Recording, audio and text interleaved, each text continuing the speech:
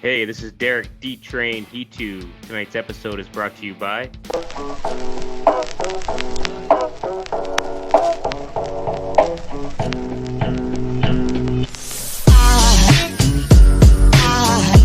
There goes a sight from my soul.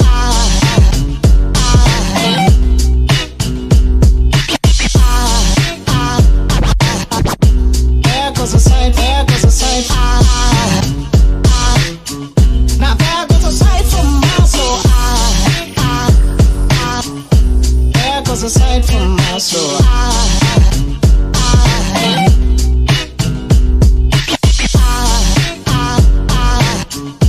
There goes a sight, there goes a sight. There goes a sight from my soul. I bet the angels just walk by. Hey, welcome back to the Blue Line Hockey Club, folks. We got another exciting episode tonight, episode 97, boys. And we got all the usual suspects sitting in the house with us tonight. We've got our producer, Patrick Uncle Lardy Sullivan. What's up, Patrick? Aloha. And the local nerd on staff, our IT guy, Robbie Pete Peters. What's up, Pete? Hey, how you doing, man? And the all-around sports guru, Derek D-Train He2. What's up, D-Train? What's up, Sweeto? And your host of the Blue Line Hockey Club tonight, Mark the Doctor Morley. Oh, doctor. Hey, boys, we got a very special guest with us tonight. We've got the guy, the grassroots of bringing Seattle to the NHL world, and we have John Barr tonight. What's up, John Barr? How's it going, boys? Pleasure to be here. Welcome, man. So, are you quarantining out there in Seattle, or what's up out there? Oh yeah, we were early adopters. I think it kind of broke here first. So yeah, we've been shut down for about 49 days now. So yeah, it's a long time. We've been using you guys for guinea pigs because you were first. That's all those Seattle people do happen. Somebody had to be first. Yeah. That's a lot of beer, John. That's a lot of beer. yeah. Wow. Yeah. Have you been tested? No. Not that bad. Yeah. I saw your nose. Yeah. I saw your nose is running a little bit. Yeah, I'm coughing. Yeah. Blurry. Yeah. If I pass out, call the cops. Can't go to the ER though. All right. Yeah, so we've been dealing with this COVID-19 thing too. No hockey, no sports in general. I mean, it's what are you finding on TVs? I mean, it's like Impractical Jokers episode 175. I've seen them all. Just struggling for sports right now. So we can't wait to get hockey back. I think camp starts the 15th, boys. Yeah, they've been mentioning something like that. Yeah, I've heard it. I don't know. I mean, I've seen it. I'm hoping it starts. They're talking about coming back. I don't know when it's happening, but hopefully soon. Yeah, something, anything, right? What do you think? What do you think, John? Do you think they should play the season out? Do you think they should just bump it right to playoffs, or what's your thoughts on that?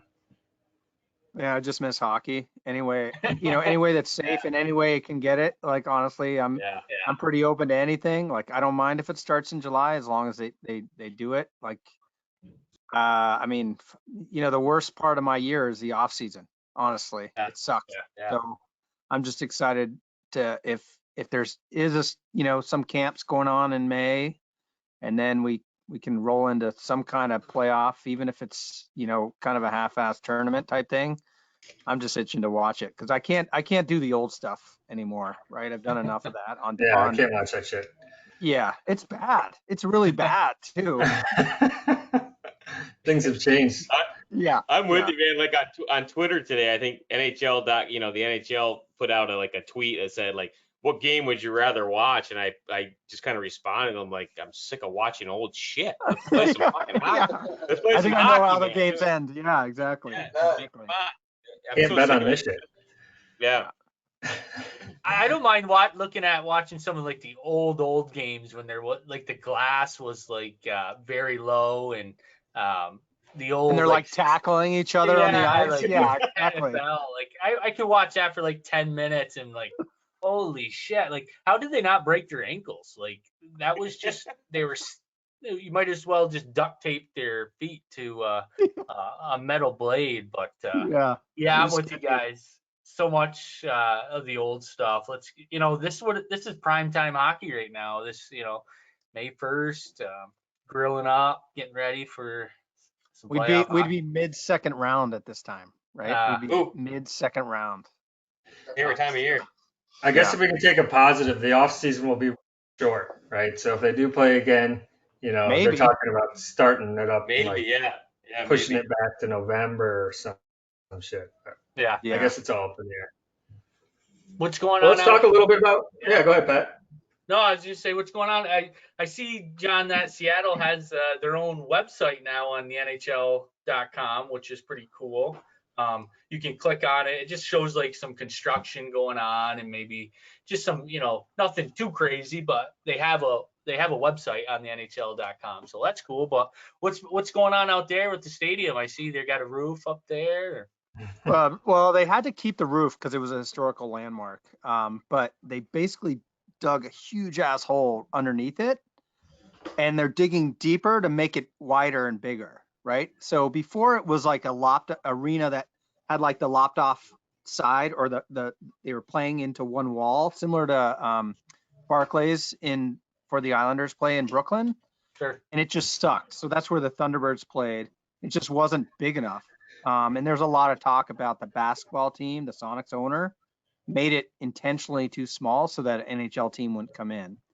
So it's amazing how $930 million can like fix that problem by digging a huge hole. They're making it super wide. It's gonna be kind of intimate. It's about 18,000 that'll seat capacity, but it's gonna be super modern and pretty badass. But the hole is so massive. When you go by it, you don't even recognize it because it's right on the Seattle Center campus, which is where the Space Needle is. They have a bunch of other parks and stuff. So that's like their big project right now. And through this COVID stuff, that only was like down, like they paused on it for 4 days, and then it was kind of deemed essential because they're basically putting the roof up on stilts that are intended to be relatively temporary. It was safe, but it's like not something you really want to push the envelope, like Yeah. especially when it's raining and stuff and nobody's monitoring it. So they're getting that going, and the target is they haven't given a hard date when that's going to be done, but it should be done. I'd say late summer 2001 or 2021. For the initial season. And then another project they have going on is the practice facility, 3 sheets in the city of Seattle, and Seattle doesn't have any ice right now, nothing in the city limits. But this was going to be a pretty awesome location where it's 3 sheets and it's going to be where the headquarters are. So that's also coming online, and they're kind of digging on that one. But that one was paused for about a month, and I think that one's on a tighter timeline. It's not as gnarly as the project about, the arena, but it's a shorter time window, and you'd think they would need to be open for the rookie camps probably in July of 2021, assuming kind of the same timeline. So there's a lot of construction going on right now. I guess so. And so that's kind of what the big thing is on the construction site. And then they also have a AHL facility that they're going to be building in Palm Springs for that first year, but that one I don't believe has even started yet, and I think this COVID thing really screws it up. So I think that's a bit of a kind of a yellow flag, if you will, like that might not be ready, and I'm sure there's some mitigation things. Maybe they open the first 2 months on the road, but that's what's going on the kind of facility site. So it's pretty exciting, but it's also slow, right? Watching them make a huge building is not the most entertaining. Palm Springs, Washington? Where's California. No, it's in California. Yeah. Oh yeah, Palm. Okay. Yeah, So because they're going to keep it with those California teams, or sorry, so AHL has a bunch of California teams right now, including Tucson, Arizona, and it keeps it centralized for like a bus league type thing. So it's kind of it's a pretty good spot because it's clustered with the other teams, so not a lot of time traveling. So does Palm Springs kick in on that arena? The money wise, you mean? Yeah, city. It's a it's tribal land, so you never know what kind of finances are going on there. But it's kind of tied to a casino as well. I was So gonna say put a hey, casino there. Let's do it. yeah, yeah. Don't ask, don't tell, right? Yeah, I don't know. Take the money from the casino, launder it into the Yeah, AHL team. yeah, yeah. I'm Yeah, watching yeah. Ozarks, by the way. I have been Yeah. watching Ozarks. Yeah, Perfect. Yeah, you always got to have a casino. yeah, Yeah, it's pretty cool. I mean, in the 3 sheets in downtown Seattle, that'll be pretty cool. I mean, that'll bring in some minor hockey opportunities, tournaments, all levels of hockey, obviously. But when they have those new practice facilities, they're almost like state of the art now. They're not just a single sheet, and they can host major events, and that's huge for the city and for the growth of hockey out in the West Coast. Yeah, and then yeah. you're So gonna have there's the subway too, right, John? Or not subway, the yeah, monorail. it's a light rail. So there's a Light light rail rail. that's gonna kind of connect the two. There's even a monorail that's like goes like in the downtown areas. Like if you're staying in a hotel downtown or you work downtown, you can pop the monorail. And that's an Huge. interesting thing you brought up is that you can use your game day ticket to use that to get to the games. And they're really encouraging public transit because it's That's like cool. in this dense location. I don't know if you've been to TD Garden, but it reminds me of TD Garden where it's like kind of in a very busy area. And Sure. so Sure. they're trying to make people and we need to be more kind of conscious because Seattle's so congested right now, but really trying to drive that public transit. And the thing is, I would do it because I'm like right on a bus line. It would make it easy. And I Yeah, take and you a can bus down have there as all the many time. beers as you want. That's Yeah. right. That's the more important thing. Yeah. Definitely going to encourage more drinking and more fun at Yeah. the stadium. Yeah. Spend more too. Yeah. Yeah, spend I more mean, money. we've talked about that numerous times, about Ottawa. Ottawa is way Yeah. out in Canada, west Yeah. of Ottawa. So it's tough to go, I want to say it's a good 15 miles. I don't know what that is in kilometers, 30, but it's pretty far Close enough. west, pretty far west of the city. And when we were talking about Seattle, John, just that alone is significant for getting fans there, especially. And I didn't even know that you could use your ticket. That's huge. Yeah. Yeah. And I don't think it's going to be a problem in Seattle. I think it's going to be a huge market out there. I think it's going to be pretty sick, and I'm excited. Yeah. I mean, they when the ticket drive happened, it was I think April 2021 or April 2018. Yeah, April 2018, I think. The ticket drive just went gangbusters and they had Yeah. like 32,000 deposits in like an hour. Wow. And even I was surprised, right? I was terrified, honestly, going into that because all this work I've been doing, rallying the community, it's like, what if nobody shows up, right? Like literally the night before the ticket drive, I was losing sleep. I literally paid out of my own pocket advertising to make sure people knew on my Facebook page, and so it was wild. I was just like, man, what if they don't show? Like, this is my moment, and what if it doesn't happen? So, and like, I was part of a kind of a special event the day the ticket drive happened, and they raised an NHL flag up on the Space Needle. So I got to go up to the Space Needle, and there was a couple of the owners, and it's like Jerry Bruckheimer was up there, and then there was some other, or some Is politicians. that your picture on NHL? You got on NHL.com, right? Yeah, that's right. Yeah. So that was the day, but so that happened an hour after the tickets went online, and by then everybody knew like, holy, can I swear on this? Oh yeah, fuck yeah. Oh yeah, okay. Like holy shit, like even the owners were like, do you see this? They couldn't believe it, right? So it was like one of the moments where I was like, holy shit, they can't say no now, right? Because there was some good things going up until that, but it wasn't until that where I'm like, okay, there ain't shit to do anymore, right? I got it. It's good. We're getting a team, and then it was just a question of when. So it was pretty awesome. So how does that work? 32,000 tickets, 18,000 seats. Like, Yeah, so where you're are they good putting at it? What are they putting a deposit on? Like waiting lists or what? Well, they eventually, I think they cut it off at like 42 or 36 or something like that, because they're like, we don't know what to do. So what they might end up doing is partitioning seats. So like maybe the first 8,000 get full season tickets, and then they say, okay, the next 2,000 get half season tickets, and kind of divvy it up that way. Yeah, So it quarter gets more seasons. people in the building, because it would suck if there's only 18,000 people that ever get to see hockey in this town, right? So what's nice is they're thinking about that, trying to get more people in the arena just to experience it. Because honestly, like 44 games that includes the preseason, that's a lot of games to commit to. And so Yeah. some people probably would appreciate just a kind of a smaller game pack.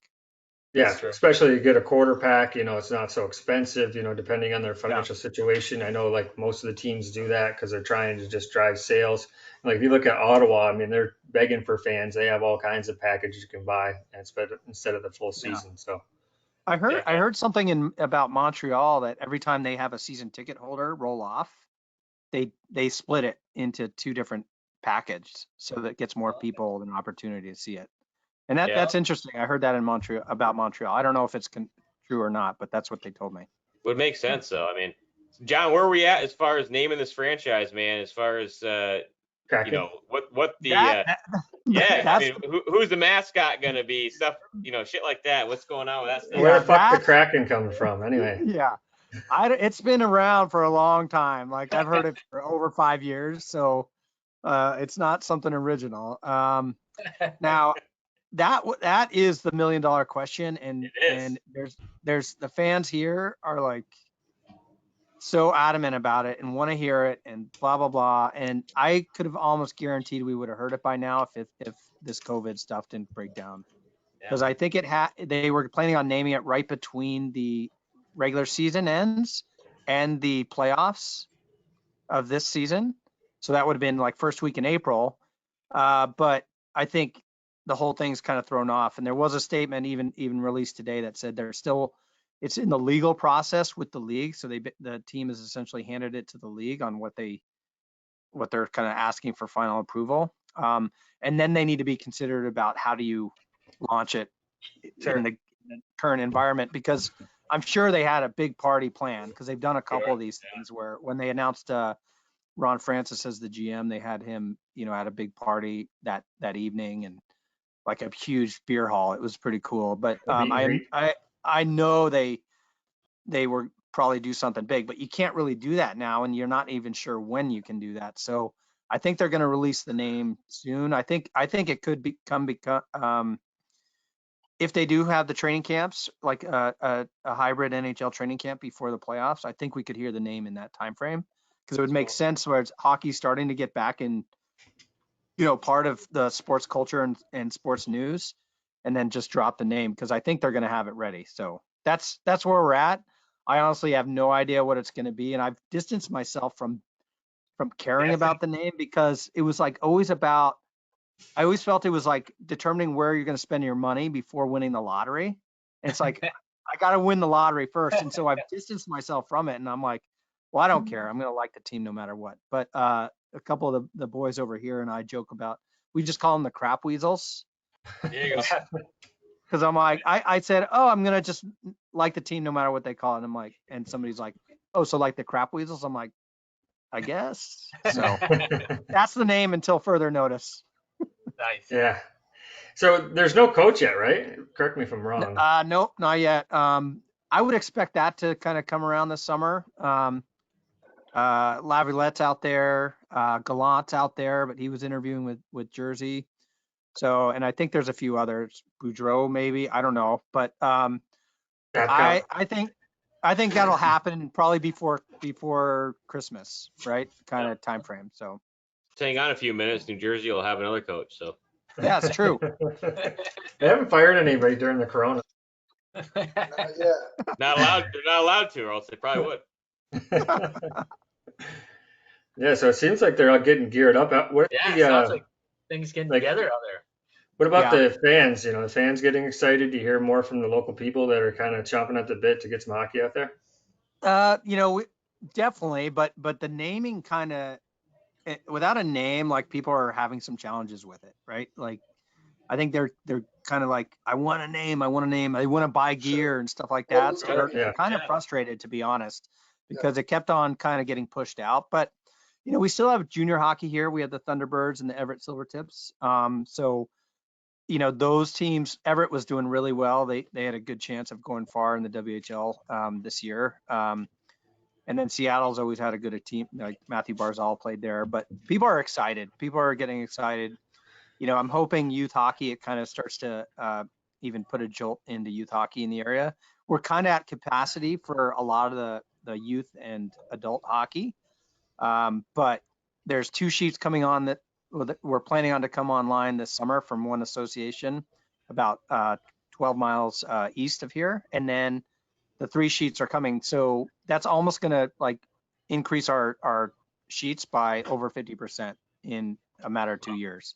And so we need to flood that with people, right? So I see a little bit more excitement. I get involved with Learn to Play for a girls hockey association, which is super fun because they're like, nobody's told them they're a girl and they shouldn't be playing. Like they're out there having a ball and just enjoying it and like excelling really quick. So it's pretty cool to see. But I think that's been getting a little bit more excitement. So, there's a lot of build up right now. And so I think when a neat name comes, we're going to see a lot more. So that's kind of a little bit where we're at as far as the fans go. I think it's just amazing. Like one of the great, kind of under the radar things that happens when an NHL franchise goes to a different city is that you pick up, it's the minor hockey that comes as a result of that, and out in Seattle, I mean, you guys are, a lot of transplants out there from different areas. You got a lot of hockey people out there that aren't from Seattle originally and stuff. It can be an excellent, feeder system to all the different levels of hockey. So I think that's great. I mean, little kids, whether you're a boy or a girl, it doesn't matter anymore. I mean, girls hockey is tremendous now. So I mean, I think it's like I think it's like an exponential token to what bringing a franchise to a city brings. It brings not only the the NHL franchise, but it brings like this whole movement of young hockey players, For sure. young talent, fans, everything. It's so much more of a vacuum than you even realize. Yeah. Well, and I look at Vegas. I don't know if you've ever looked at the USA hockey numbers, but Vegas is special, right? Because they won and it was like this great moment, but they like essentially doubled the number of people playing in a year, right? Yeah. And I'm sure they're limited based on the sheets that they have because they didn't have much to begin with. And so, I mean, I think the Golden Knights have they're opening up another facility. The AHL, they're moving their AHL team there, like, and it's going to be a lot of growth I've seen down there. And that's kind of a smaller population base. You can imagine the impact of Seattle. And we even have places like Portland, Oregon, which are pretty big areas. It's only 3 hours away. They're gonna kind of be in our market and probably get a lot of coverage there too. So Absolutely. Huge. Absolutely. Yeah. Yeah, and it's not even just that, it's the local bars. It's just the whole economy on Seattle for people going out and sell, limited seats like we were talking about. So you're gonna go to a pub and watch the game, and everyone's gonna have their jerseys on, and so it's huge. It's huge, and I'm excited now in Raleigh, North Carolina. So it's funny you say that because, I have a huge hockey friends, right? I have tons of hockey friends. They're from Toronto, they're from Chicago, they're from Wisconsin, they're from all over. And rarely can we all watch and root for the same team. We'll go out to the bars and kind of watch hockey, but imagine like I've never been around that environment where we're all rooting for the same team, right? Yeah. And so I'm super excited for that, and not to mention the city and the town, right? Because I remember walking from about like 10 or 15 blocks in a kind of a dense area where there's a couple bars, and it was like July or something, and the Mariners are on, right? Every single bar I walked by, Mariners were on. And right now in the winter, we don't have anything. We really don't. And so now there's going to be hockey on. Dude, right? And so think about that and that impact. People casually like, oh, there's hockey. I should check it out. So kind of thing. So that's the stuff that just has kept me going all these years. Yeah. Yeah, and it's kind of nice if you say you're a Toronto fan and you're living in Seattle. Now you can jump ship and root for a team, even though it's a little easier to say, well, hey, now I'm a Seattle fan because it's their first year, opposed to being like, oh, I'm going to be a Rangers fan now because they're winning, right? So you're not jumping on the Yeah, bandwagon, right? It's like, okay, well, I'm a fan because I live here and they just started a team, and your buddies aren't going to pick on you as much. Do you You guys only think? get one year for sympathy too. Yeah. Do you think they're gonna have high expectations? Do you guys think they're gonna have high expectations with Vegas? What they did? I think it's impossible not to. Yeah. I think it's pretty challenging. Like my expectation are that they're kind of in contention in March for a playoff spot, right? That's what I would love to see. I'd Yeah. be super excited if they're playing meaningful games in March. I would be stoked, right? Sure. Yeah. Because it's about building I always think about building through the draft and for the future. So you don't want to kind of go out like, I don't know, Vegas proved my theory wrong, but I don't know. Nobody picked them to be that Yeah. good Yeah, right. when they drafted. George McPhee should have bought a lottery ticket. I mean, I know he's a great GM. Don't get me wrong. His son plays at BC. Actually, I forget who he got drafted by, but I don't think it doesn't matter who you put in there. To be honest with you, as a GM, I think they got lucky. What do you think? What do you guys think? Yeah. Well, a lot of it is luck. They got to choose from, the middle wedge of every team. They got they got some right They picks. got a lot of good players, so Seattle's going to benefit the same way. They're going to get to choose from, every player's sweet spot, the second and third lines. And if you can put a bunch of them together in a meaningful way, you've got a good team. And that's what Vegas did. So Yeah, what do you think about like Seattle has a all good the chance.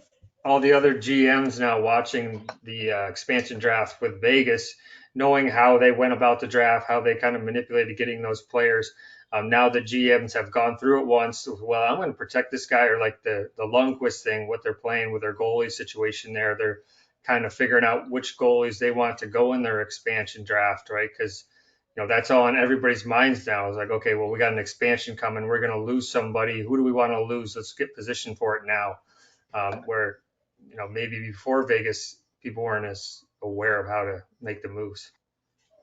Lenient. Yeah, I think a lot of the buzz was about not doing the side deals, right? There were so many side deals that were made, the William Karlsson or, the Alex Tuck in Minnesota and Eric Halla instead of taking Matt Dumba. And so a lot of people are like, oh, the GMs are just going to protect their guys and not worry about a side deal. Well, that's all well and good unless you have somebody that's really good as that person that's unprotected. And now, and this is a crazy thing with COVID, there's going to be some impact to the salary cap in some capacity in the next year or two. And that could have long range impacts. And so now there's a bunch of teams that are like at the cap limit and they need to dump salary. And so Seattle doesn't have any salary, right? Exactly, and so they could, hey, we'll give you this prospect, this really good guy, if you take this salary, right? And that's what happened with some of those deals in Vegas. Sure. Yep. That's a great point. I think what you also have too, John, is Seattle. Like in pro sports, you got a lot of free agents and players in general just want to be in like really good cities. Seattle's a hell of a city. They got you have a great football team out there. So you have like it's kind of the same thing as Vegas. Like people want to be there. It's You've not got like all the right pieces. exactly. Sure. It's not like my buddy Robbie Pete up there. He's a big Buffalo Bills fan. Like it's a hard sell building a team there. Because it's a tough place to live and shit like Fucking that. But Buffalo. exactly, Seattle. It Seattle. snowed there today. Yeah, it snowed yesterday, and I think they're gonna get 4 inches tomorrow. But Seattle's a great place Football to live. weather, baby. It's football weather. Absolutely, Yeah. but Seattle's a great place to live. So you got that. You have an advantage there. So I think that's gonna play into it. The intimate setting, we know Seattle with the Seahawks likes to pump in a little noise volume into their stadium, perhaps. Yep. Being a Chiefs fan, I understand that. But anyways, they like an intimate setting, and I think that intimate setting improves the experience. And overall, being a great city, being a great environment, having other sport teams there that are, a great pull. You're going to have free agents wanting to play there, people coming out of college that want to go there, So that's big. So I can see Seattle having success early, and I'm sure John, you would agree with that. Yeah, I mean that's what they're hoping for, and I think even that we going back to the practice facility, they want to make it like a destination and a cool place to play. So I think there's definitely some of that. Yeah, yeah. And even with the AHL facility, right? So maybe some young college guys, they're like, well, if I'm going to play in the AHL, I'd rather play in some warm spot, right? Like Palm Springs, where I can golf like every day, right? Hell yeah. Now they're not the only team about that, but like they're thinking about this whole package thing. And yeah, you're right. The city kind of sells itself once you get out here. And with the junior hockey circuit, the WHL out here, a lot of the players have been through here. Sure. That played in the WHL, so they've probably seen it firsthand. And I do think the sports fans are super loyal to their local team here. Like, Yep. I mean, the Seahawks fans are almost like annoying because they're so committed to the team, and winning does that. Let's be honest, right? Yeah. That's good. So, It helps. but and if the Mariners ever win, like it might be interesting, like because they support them really well. It's just been so long since they won. So, Yeah.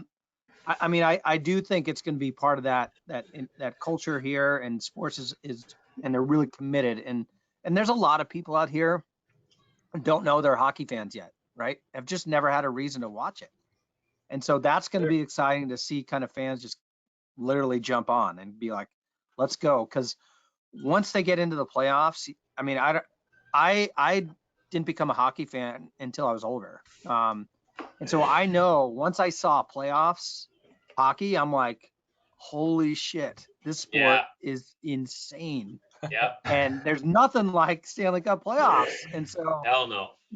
if you just give them a reason to watch a little bit, they're going to be like so hooked, right? Yeah, So, Yeah, no doubt. I got a good story about that. Like I live in South Florida, and I went to a Panthers game, and the amount of people there that I could tell that weren't hockey people were watching hockey. So I'm sitting in there, watching the game, and I'm listening to all these people around me, and I'm like, what the fuck are they talking about? They don't know what the fuck they're talking. They don't even know what offsides is, But they were so into the game, and I'm sitting there judging them like these people don't even know what hockey is. Like they got their jerseys on, they're all geared up, like they've never played a game, just so new to the sport, but they were into it.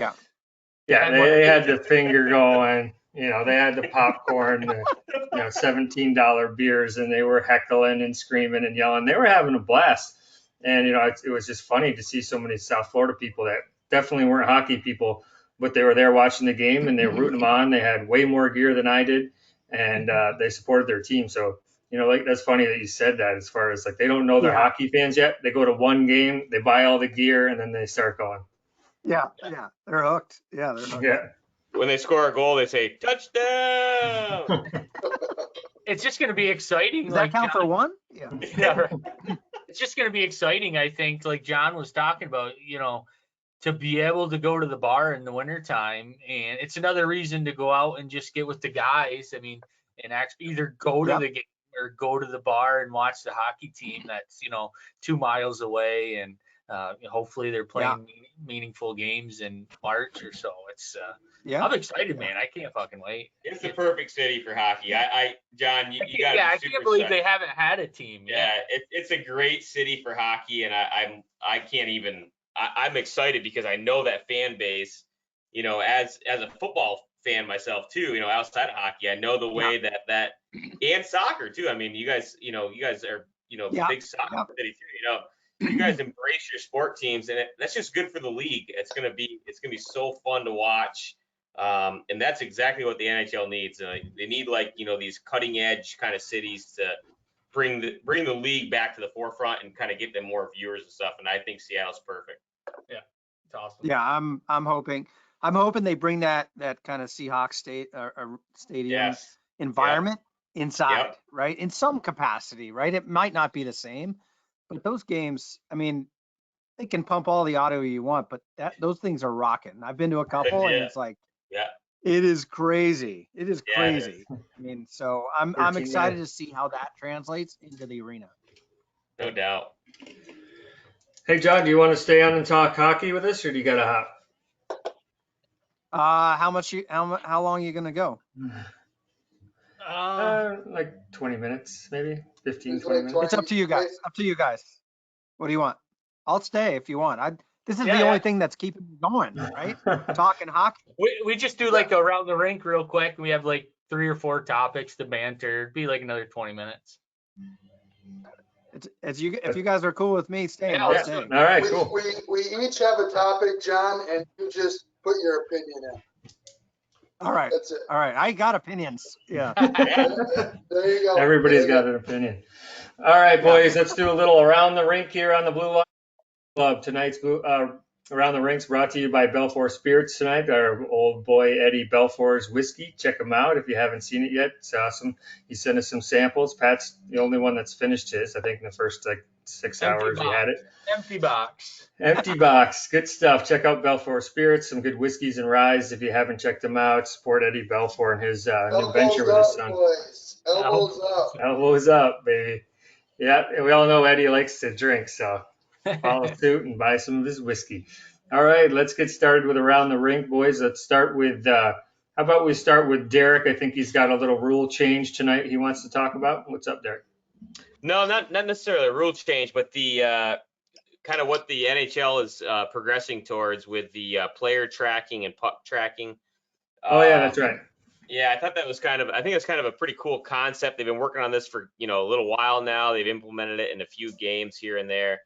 It's kind of interesting because they're actually going to put like a tag, like the equipment manager is going to actually put like a tag inside each player's jersey at some point. There'll be like an antenna up in this, up in the rafters of the rink, some, bunch of cameras focusing on each that will, because of that tag, pick up on specific players as the game goes on. And then the puck itself will have a sensor that's they've done a ton of testing on it. They were worried about the puck not having like a real game feel like a regular NHL puck. It's withstood every single test they've taken. I just think it's going to bring a lot to the game. I think it's like a neat fan experience, to kind of enhance it when you're going against, the NFL, which is obviously the lead dog in all the sports world right now, Major League Baseball, everything else. The NHL has to start thinking of different concepts to kind of make their game more intriguing to, maybe somebody who's not exactly a fan. I think this is a really, really neat concept going on. I think it's going to enhance the viewership of the league. And I just thought, I'd throw it out there and see what you guys think about that whole concept of tracking the players and tracking the puck. It's going to give a whole bunch, Robbie Pete up there as an analytic guy. It's going to bring a whole bunch more analytics to the game and stuff like that too. So you got a lot of, millennial nerds out there that'll like that kind of stuff too. So Yeah, it's just, yeah. I think it's going to be able to be used for, let's say a tough guy in front of the net. Like how, what's the percentage of him standing in front of the net, or how much does he go into the corner? Like they're going to have red hot spots, right? So teams are going to be able to use that. I don't know 100% if, how that's going to be utilized, but we all know about the puck. They used to have that. When did that come out? Late 90s, I think. You'd see the yellow streak or whatever. That didn't last too long, but That was good. well, it's just kind of keeping an eye on the puck for people that couldn't keep up or whatever. But just the stat wise and things like that, I think it's pretty cool. I guess I don't know. They can do maybe some cool replays or shit like that. So I don't know. Yeah, I mean, the way Derek was setting it up there, I was thinking about the NFL, and I actually ran into a guy down here in Florida, and what his son does is he's a stat guy for the Green Bay Packers, and his job is to figure out what teams are doing on certain plays and stuff like that. So he watches tons of film, and I'm sure he uses some kind of analytics system that, we're talking about now. And so he'll give information to the coaches and the offensive coordinators, defensive coordinators, and he'll say, if Gronk's lined up wide out, 90% of the time the ball's going to the left side to this receiver. or if this running back's lined up to the right and this wide receiver's to the left, 90% of the time they're going to run this play. So they give all this information to the coaches and the staff, and then that's how they can do their scouting. So they have like a better scouting system where the better their stats guy, the better scouting they have on the opposition. And these guys get fired and hired just like players, right? He was down in Tampa for a while. Then, coaches got fired. He got fired. He followed the coach up to Green Bay. He was in Philadelphia. So like that kind of position that you never hear about on TV or in the media too much. And that shit's going on behind the scenes. So I see this kind of stat system for the NHL where the teams are going to take all this information that they're getting from these chips and the puck and, how hard is this guy shooting? How often is this guy on the ice in this situation? Or, just give them all this information to digest to go into the scouting of the next game. So that's kind of where I see the help positioning the scouting system. What do you think, John? I think it's a really interesting thing, and you guys have already hit on most of them. Is the viewing aspect for the fan, right? Particularly if you can kind of integrate that more on kind of watching on a computer or some screen or some hybrid screen where you can kind of toggle what you in a perfect world you toggle what you want to see. Like if you want to see player speed, great. If you want to see puck tracking, great. Like that's fine too, because there is a complaint that people can't see the puck, but if you can kind of do this with like a overlay without offending other people that might not want it, that would be great. And I mean, I've seen like time on ice, you could track time on ice a little easier. And then you brought up about the scouting and how it's used, but imagine just at a very simple standpoint is a power play, and you can kind of see trends and data going how a particular team manages their power play. That might go, left side hash, or who knows, right? Or Ovechkin might score in the normal spot. People probably know that already, but Yeah. I think it's going to be interesting. And there's multiple components. There's the fan experience, like watching it on TV, and then there's also the scouting, like you brought up. I think it's exciting, but I don't think anybody knows how far this is going to go yet. That's a good point, John. I think a really good point actually, and it's like NHL teams, they're going to scouts and stuff are going to really lock in on this analytical data. It's going to be it'll be interesting how it changes, like actually how good a team's power play. Like if you got the number one power play in the league, people are going to start really locking in on how those analytics of what you do. And it'll go the habits, absolutely. And it's going to be interesting how with all that data, how different teams respond, and it might affect how good a team's, like you get number one power play in the league. It might really start affecting it because people will be locking in on certain analytics of it. So that's right. That's a great point, man. Really great point. Peters, what do you got, man? Yeah, I mean, I Pat's can't got a really freshie beer. contribute too much more on top of that. You guys have hit just about every point. All right. Okay, let's. Is that all you got, man? Sure. All right. All right. Let's go to. We'll start with Pat's question next on around the rink, and then we'll let Robbie respond first because he got fucked on that one. What do you got? Well, it's not like anything that's getting implemented or anything. I just came up with a topic of man down, you score a goal, should the penalty be erased? A few people, hockey analysts, talk about it every once in a while. A couple GMs talk about it. To me, I don't think the NHL will go for it just because the NHL is based on scoring now, so they want to keep that that advantage to put the puck in the net. So I don't know. I guess it could be like we scored a man down. You guys suck. Penalty over. But the way I don't know. I'm old school, so I don't think it should change. I like it the way it is. You score on a man down, fucking bonus, great. But on the other hand, I'm always playing both hands. But yeah, we scored on a man down, so erase the penalty. I don't know. I don't know. Speaking of going both ways, Pete, you have the you have the most PIM minutes out of any of us on the show. So, what are your thoughts on this? Well, there's only a couple ways to really go. The rule is if you have a penalty, then you're playing man down. So if you score on man down, to me in my mind, that's the ultimate fuck you. So Is that no, all you I got? don't think they should change the rule.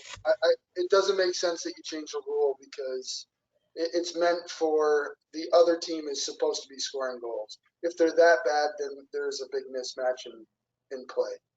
So that's it. Yeah. I'm a traditionalist as well, Pat. I mean, I think you're right. However, I think you could. I've always thought about that though. Like when I was playing hockey, I always thought to myself, like, if you scored a man down, I was like, man, why don't we get a little bit of reprieve from what just happened? I mean, if the other team scores a goal, the power play is over. So like, why doesn't it go the opposite way? So, but I don't know. I mean, I think you could implement it maybe, but I would never want to see it implemented like on a major penalty. I think the major penalties should always be like left alone. Maybe on a minor penalty, like you I might be don't on. think you can release 5 minutes. Right. Yeah. You don't want to release a 5-minute penalty because that's Right. that's a You're huge part of the talking about the game. Yeah. minors. Yeah. I mean, somebody cross-check somebody across the back of the neck or something and get a 5-minute penalty. I think the other team deserves to score as many goals as they want to. Feel shame. Yeah. So I Feels shame. don't know. I think maybe with minor penalties, maybe not major penalties, but John, you can give your take. What do you think, man? Well, I try to be open to all new ideas, right? Yeah. Just as a baseline. That's what I try to do.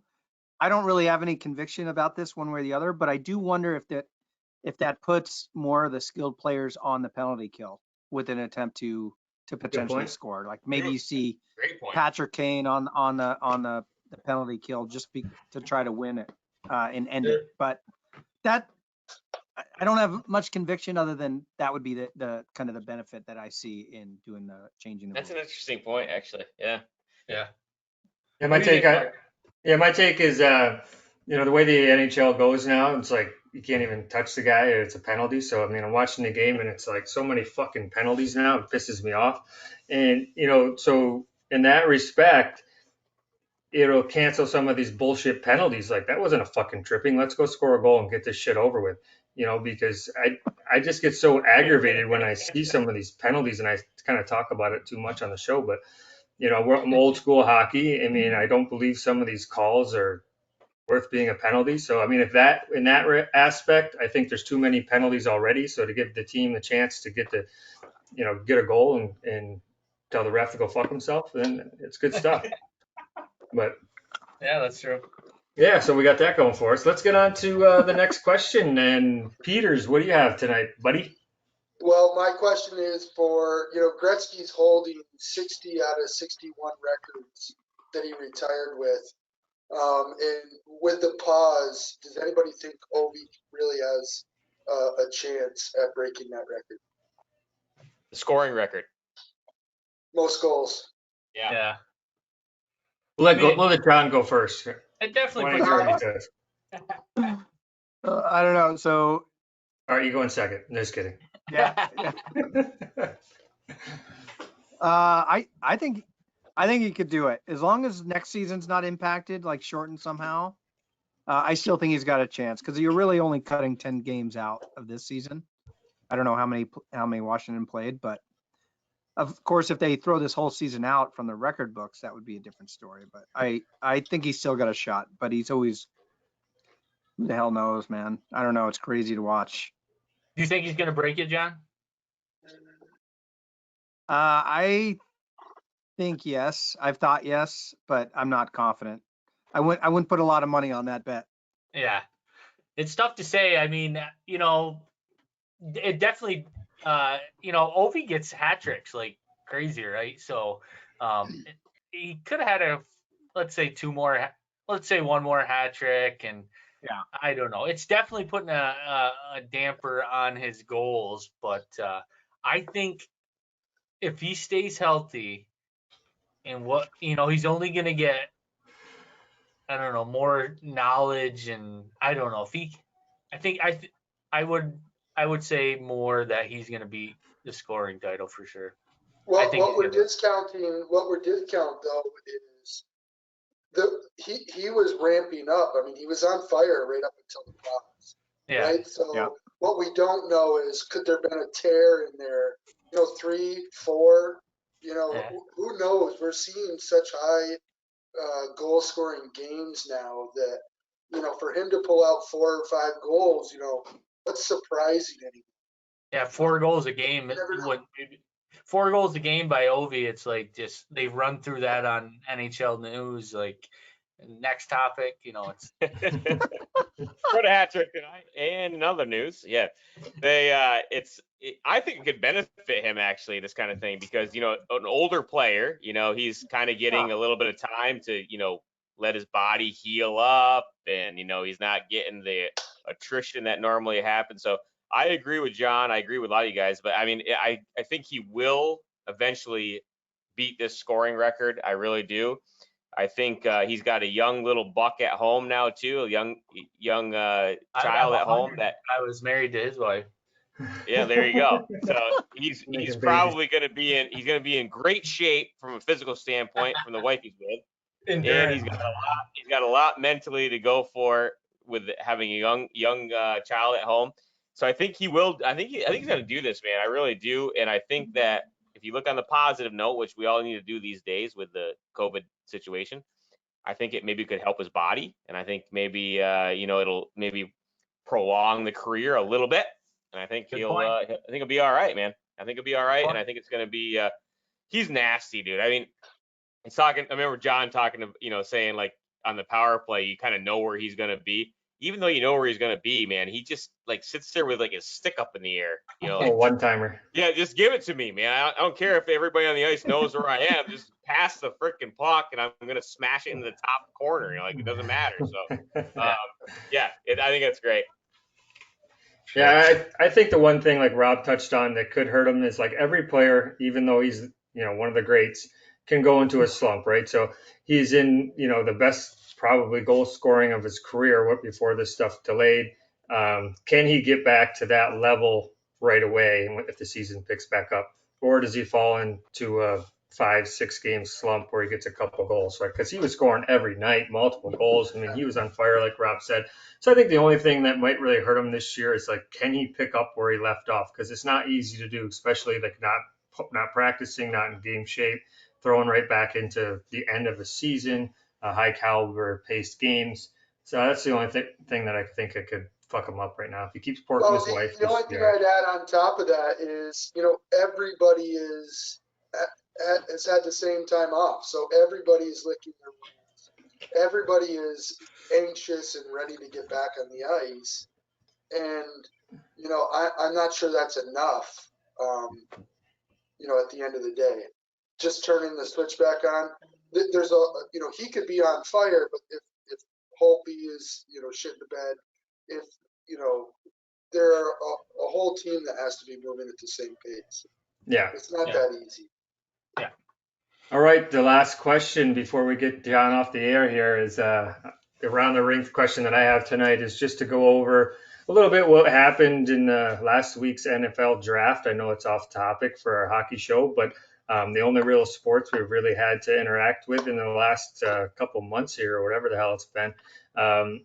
Pretty cool. Get some sports on TV. It's been a while. Actually, something that was exciting to watch, something that I didn't know the outcome of before I watched it. So good stuff. I mean, he too's our all-around sports guy. He's a big Chiefs fan. They had the last pick, of course, but they ended up getting a nasty pick out of it. Fucking lucky bastards. Yeah. But what do you think, boys? What do you got? We'll let Derek go first. Oh no, I thought it was awesome. I thought it was cool to see like GMs and coaches and stuff letting their kids be around the whole situation. I thought that was awesome, man. I think us as a society maybe we'll learn a little bit from this, like understand like the importance of like no matter like your work situation, like maybe we can like adapt these situations a little better in life to make our quality of life a little bit better. And I thought that was the coolest thing about all of it, is like seeing like the kids interact like with their father as they're like making this pick, even though they're like these, super high level GMs in the world and stuff, their kids are sitting there on their lap and stuff. I thought that was the greatest thing. And, yeah, Johnny, go ahead and touch on that too. Up in Seattle, that's a big football city. So yeah, let me know what you think, man. Yeah, I hate it. I watch football, but I didn't watch much of the draft. I saw a lot online and Twitter, but I always think about how that might translate. I'm a big hockey draft, NHL draft guy.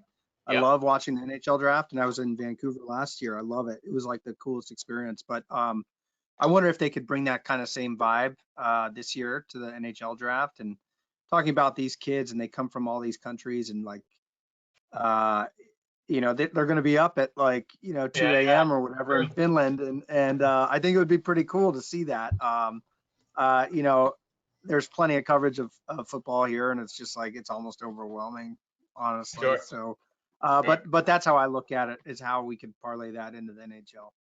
Yeah, that's true.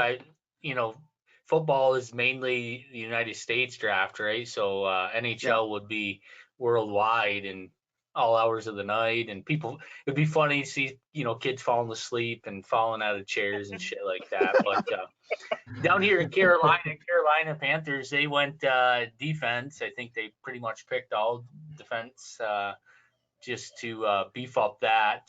So I'm pretty excited about the Panthers down here. We'll see what happens, but hopefully the NHL draft figures something out, because like John said, we all want to watch that, and it might be a little more exciting actually. Gotta spice it up. What do you got? Any poor bastards get drafted to the Bills? I didn't watch the draft either, but John, I'm curious. What did you think of the All-Star, the show that they put on this year for the All-Star show? In St. Louis? NHL, yeah. Yeah. I mean, I thought that Target thing, as far as the I forget what the shooting stars, where they were up in the crowd. I thought that was cool in the skills competition. Obviously needs to be reworked as far as the scoring, so not everybody's going for the same thing. I'm a big women's hockey fan and supporter. I'm watching. This is Boston Pride. Yeah. Let's see it. Yeah. So that's the National Women's Hockey League in Boston. There's Granado out there, Seattle.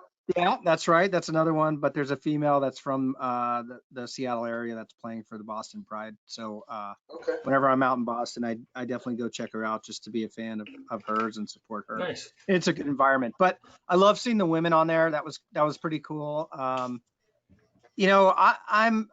I know there's a lot of people that hate the All-Star game, but I tend to enjoy it. It's a casual thing. There's no pressure.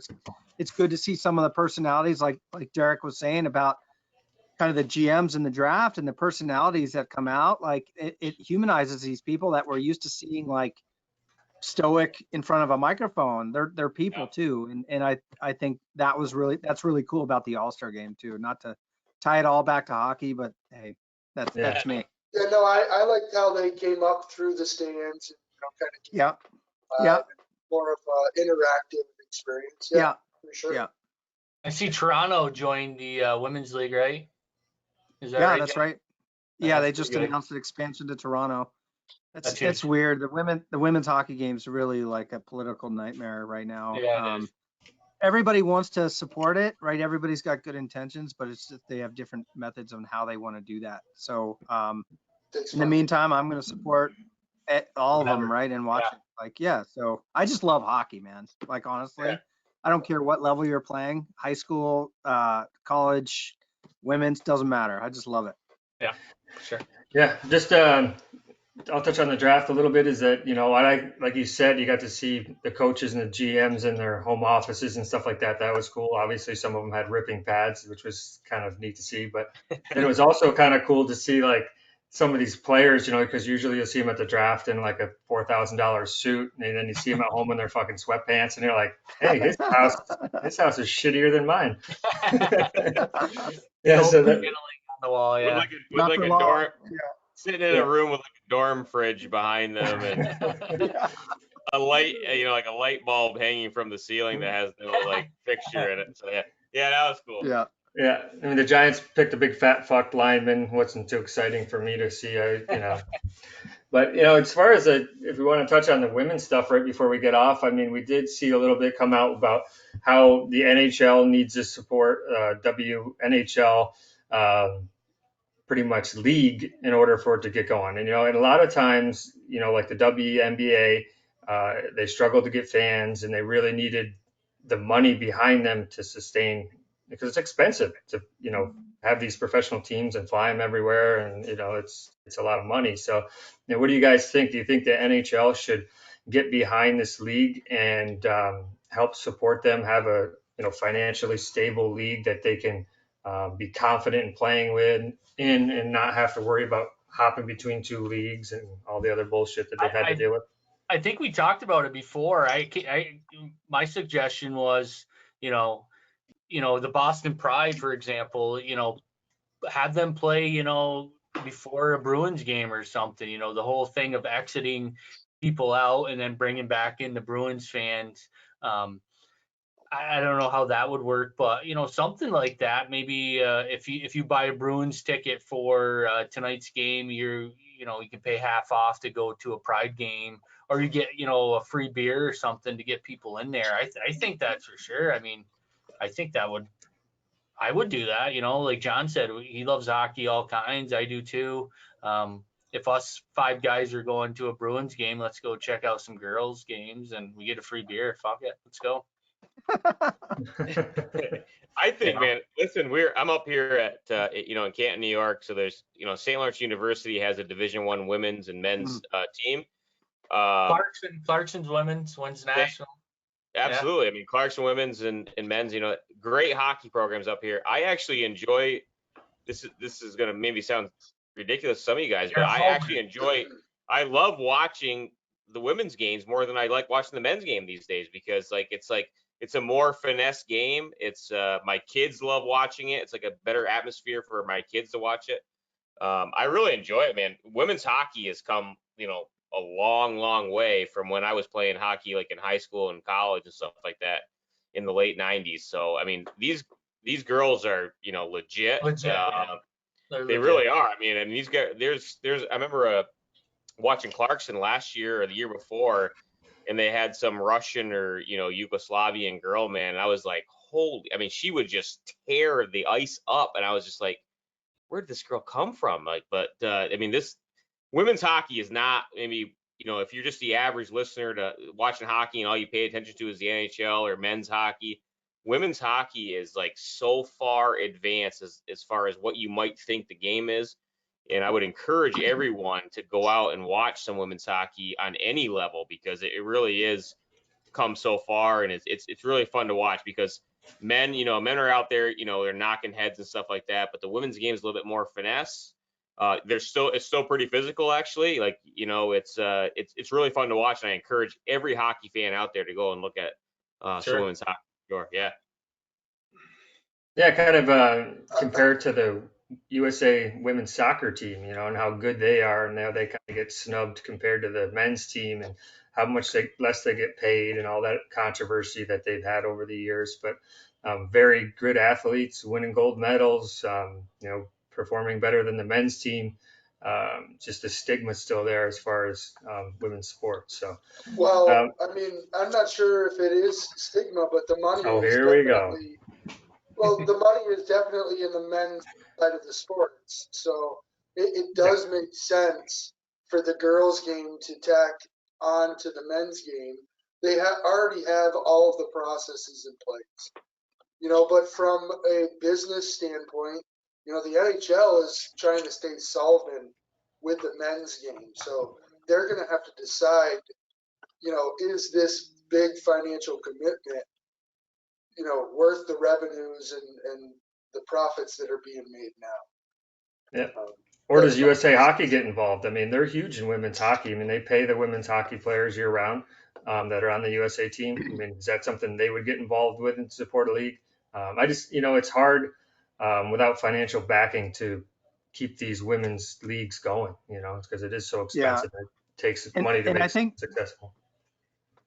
I think everybody's, and just like this, this podcast, like everybody wants to support it, but there's almost different views of how to do it, right? Whether USA Hockey might have a different view, Hockey Canada might have a different view, the NWHL has a different view than the NHL, and then you just have these kind of competing interests. But you guys are all right?